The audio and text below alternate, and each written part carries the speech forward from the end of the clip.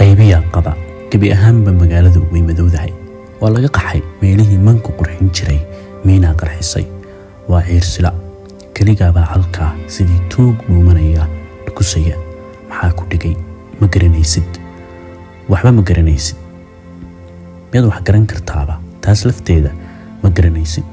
go'a cawlan ee garabka kuu suran iyo bakawradda aad jiidaysid ayaa kuu dheer shaarkaaga iyo surwaalkaaga isu eg sida kuwii askarta.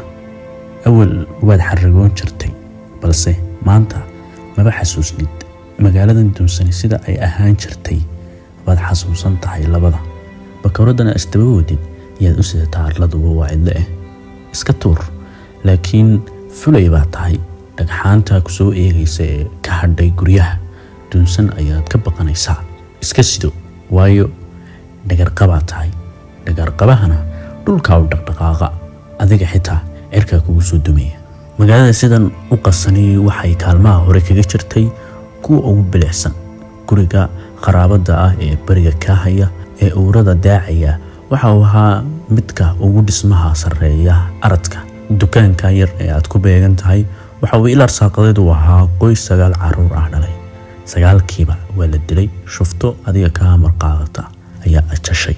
dukaankoodiina way jabsadeen, waalidkoodna way raaciyeen. reerkaa waad gumaadeen. sidaas iyo si ka wada daran baad u gasheen dadkii deegaanka.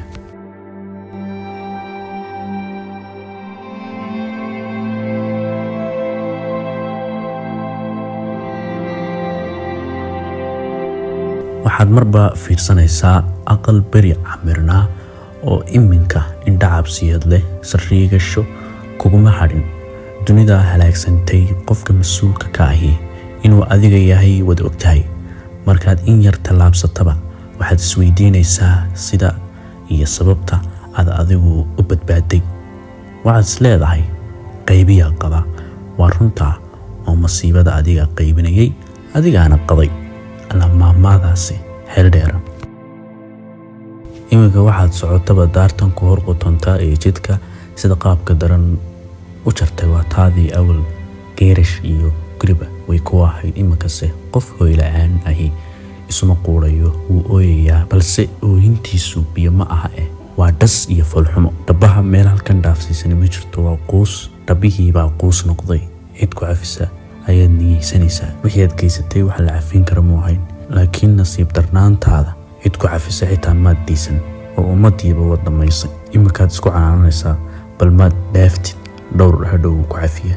waxaad dhunkanaysaa ciidda dhiigu madoobeeyey, waxaanaad baaqaysaa gidaarada madaaficdu aragtirtay. iyaguse kuma jawaabayaan. hoos bay u xashaashaqayaan. dulligaa geerida kusug ayay ku leeyihiin. ma fahmaysid, waayo dadka kuu cataabayay ee nadaa ku lahaaba maad fahmi jirin.